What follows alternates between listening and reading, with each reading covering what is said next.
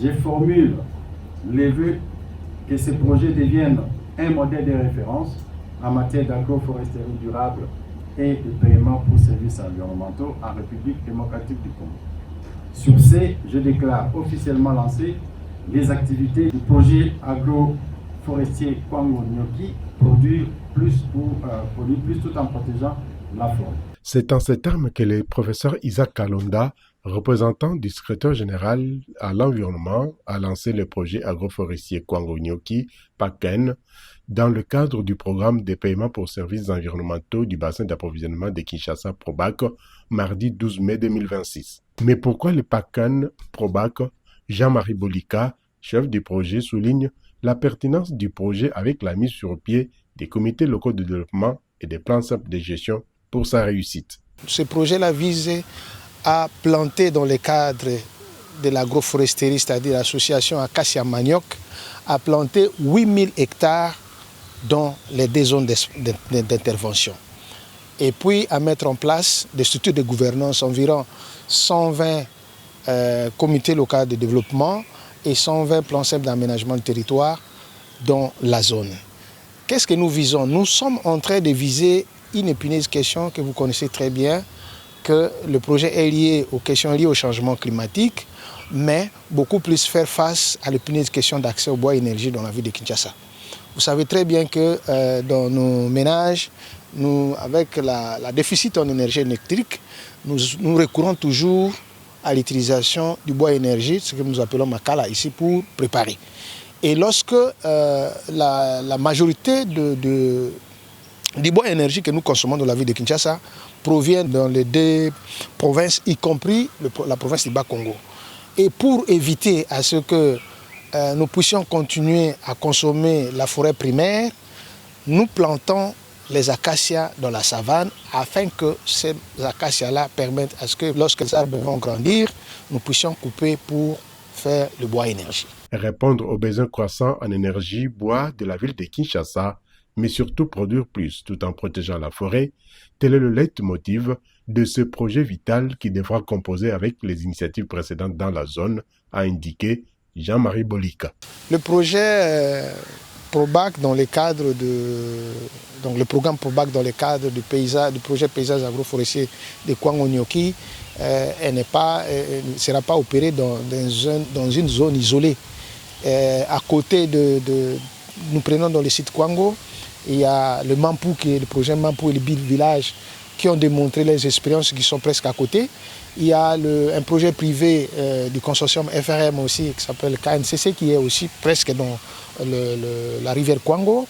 Et puis, si nous allons de l'autre côté de Maindombe, le projet sera implémenté dans le secteur d'Infimi, qui est une ancienne zone du projet Pyrénées Maindombe, qui n'est pas loin aussi du projet Pyrénées Plateau. Donc il y a une synergie et d'expériences passées qui vont servir à ce que ce projet-là soit une réussite. Donc ce n'est pas un projet isolé. 8000 hectares seront exploités dans le cadre de ce projet pour toucher plus de 4000 ménages afin d'impacter positivement les communautés locales de Kwango et Nyoki.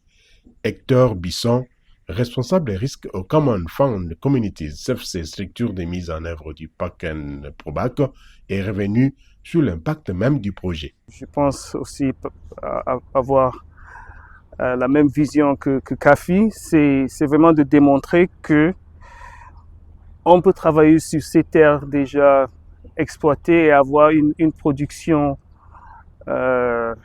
significative pour les populations locales, qui démontre que nous n'avons pas besoin de toujours exploiter des nouvelles terres en coupant la forêt, mais on peut travailler sur les terres déjà exploitées pour améliorer la production des produits agricoles pour la consommation, et aussi le bois qu'on utilise pour cuisiner. On va produire du bois que les populations pourront exploiter pour leurs besoins. Le succès du projet réside vraiment dans l'implication de la population locale. Déjà, commençant avec des pépinières. Et même avant ça, il y a l'accord des populations qui est exigé avant le lancement du projet. Donc, il y a le processus de clip, de consentement.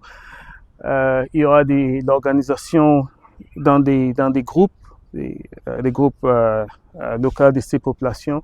Et puis l'implication dans le travail, les pépinières, l'entretien des arbres et puis finalement la récolte. De son côté, Steve Essomba, représentant de l'Initiative pour la forêt d'Afrique centrale, CAFI, a insisté sur la transparence qui doit caractériser ce projet pour des résultats probants avec une ambition claire. Ce projet est pour CAFI particulièrement stratégique. Il porte une ambition claire, démontrer qu'il est possible de concilier production agricole, amélioration des revenus des populations et réduction de la déforestation à travers des modèles économiquement viables et durables. Au-delà de ces résultats propres, ce projet a également vocation à jouer un rôle de projet pilote, susceptible d'informer et d'inspirer le déploiement à plus grande échelle du mécanisme PSE en RDC. Dans cette optique, le message de CAFI reste livré en 3 volets par son représentant. Premièrement, sur l'ambition du projet. CAFI salue la qualité de la préparation de ce projet et son alignement avec les priorités nationales ainsi qu'avec les engagements pris dans le cadre de la lettre d'intention. Nous considérons que les bases conceptuelles sont très solides. Deuxièmement, sur l'année 2026, nous sommes dans une phase déterminante qui est celle de la mise en place. Le succès du projet dépendra avant tout de la qualité des fondations posées aujourd'hui, notamment en matière de consentement des communautés, ce que nous appelons CLIP, en matière de sécurisation foncière et également en matière de mise en place d'un système de suivi et de vérification crédible, MRV. À cet égard, CAFI encourage le déploiement d'une approche pragmatique.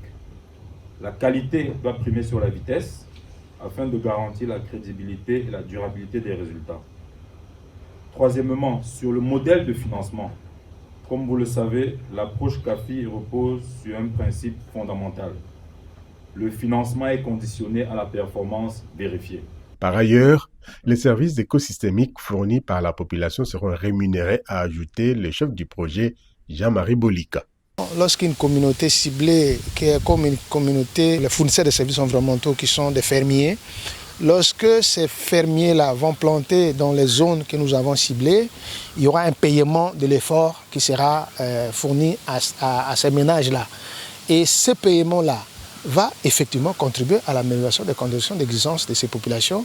Le fruit des paiements pour services environnementaux qui seront fournis vont permettre à ceux que soit de faire face aux besoins élémentaires que nous avons, ils peuvent payer les Minerva pour les enfants à l'école, ou soit de faire face aux besoins primaires que tous les ménages congolais font face.